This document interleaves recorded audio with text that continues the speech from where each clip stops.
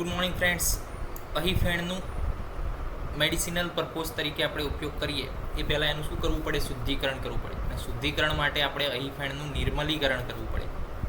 તો નિર્મલીકરણની અંદર શું કરવાનું છે? તો કે સ્વસ્તિલસ્ય તો નિર્યાસ, એટલે કે અહીફેણનો જે નિર્યાસ છે, જે અહીફેણનું જે ફ્રૂટ હતું એની અંદરથી જે દૂધ જેવું નીકળતું હતું એ નિર્યાસ કહેવાય. તો એને પાણીમાં શું કરવાનું છે? શરીરેતું સુનિર્મલ, પાણીમાં નિર્મલ કરવાનું છે.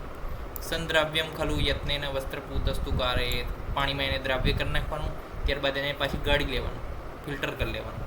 ગવ્ય દુગ્ધમ સમાયુક્તમ પચેતમ મંદાગ્નિ યોજતા, પછી ગાયના દૂધમાં શું કરવાનું? સમાન પ્રમાણ મિક્સ કરવાનું, એટલે કે જેટલું જે છે અહીફેણનો જે નિર્યાસ હોય એટલું જ ગાયનું દૂધ લેવાનું અને પછી એને શું કરવાનું? મંદાગ્નિમાં પાચન કરવાનું, એટલે કે ધીમે ધીમે એને આપણે ગરમ કરવાનું છે. પાક કાલમ સુવિજ્ઞાયમ પાકદ ભિષજાંબર, એટલે કે જ્યારે યોગ્ય પાકેલું જણાય આપણને ત્યારે આપણે એને ઔષધિ તરીકે વાપરી શકીએ છીએ. તો આ થઈ ગયું અહીફેણનું નિર્મલીકરણ. તો શું કર્યું? Collect fresh latex of the opium, અને એને આપણે ડિઝોલ્વ કર્યો વોટરની અંદર. After proper dissolving filter it through a clean cotton cloth. Add equal quantity of the cow milk to it and heat it on the low flame. On proper heating, these ahifen should be used or taken for further processing or medicinal use. હવે નિર્મલીકરણ તો થઈ ગયું. હવે નિર્મલીકરણ કર્યા બાદ આપણે એનું શોધન કરવું પડે, તો જ આપણે એનો ઉપયોગ કરી શકીએ વિધાઉટ શંકા, વિધાઉટ એની કન્ફ્યુઝન. તો અહીફેણનું શોધન પણ આજે જોઈ લઈએ. તો નિર્મલમ તું અહીફેણમ, એટલે કે નિર્મલ કરેલું અહીફેણ લેવાનું છે. તું શૃંગ વૈરસ્ય વારિણ, એની અંદર શું કરવાનું? આદ્રક સ્વરસ એડ કરવાનું. વિભાવિતમ સપ્તવારમ શુદ્ધ માયતી અનુત્તમમ, એને જે છે 7 વાર જે છે ભાવના આપવાની છે આદ્રક સ્વરસ એડ કરીને. તો શું કરવાનું છે? ટેક નિર્મલીકૃત અહીફેણ એન્ડ એડ આદ્રક સ્વરસ ટુ ઇટ. ટ્રાયચ્યુરેટ કરવાનું જ્યાં સુધી ડ્રાય ના થાય. પછી બીજા દિવસે બીજી વાર ટ્રાયચ્યુરેટ ચાલુ કરવાનું, આદ્રક સ્વરસ નાખી. આખો દિવસ ટ્રાયચ્યુરેટ કરવાનું, ડ્રાય ના થાય ત્યાં સુધી. ત્રીજો દિવસ, ચોથો દિવસ, એમ 7 વાર એને ભાવના આપવાની છે. 7 વાર વેટ થાય, ડ્રાય થાય, વેટ થાય, ડ્રાય થાય, ત્યાં સુધી આપણે એનું મર્દન કરવાનું છે. કન્ટિન્યુઅસ પ્રોસેસ કરવાની છે 7 દિવસ સુધી. અને જે ફાઇનલ પ્રોડક્ટ આપણને મળે છે એને શું કહેવામાં આવે છે? એને શુદ્ધ અહીફેણ કહેવામાં આવે, કે જેનો ઉપયોગ આપણે શંકા વગર, કોઈ કુશંકા વગર આપણે એનો મેડિસિનલ વેની અંદર યુઝ કરી શકીએ છીએ.